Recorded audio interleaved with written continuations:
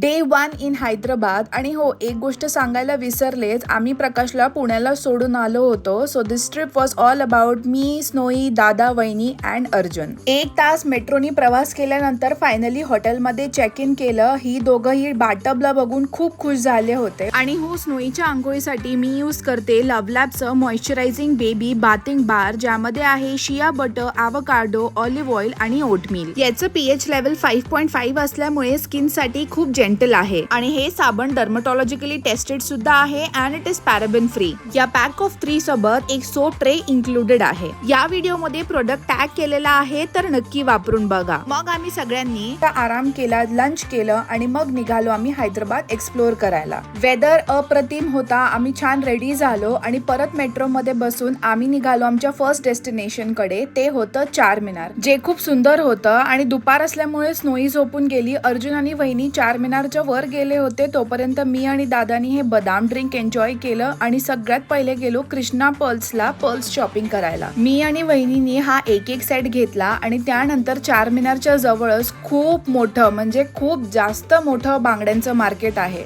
तिथे गेलो आणि भरपूरशा बांगड्या घेतल्या. ह्या सगळ्या टाइप्सच्या बँगल तुम्हाला ऑनलाईन स्पेसिफिकली मिशोवर नक्कीच मिळतील, पण त्याची जी प्राइसेस आहे ते डबल आहेत मिशोवर.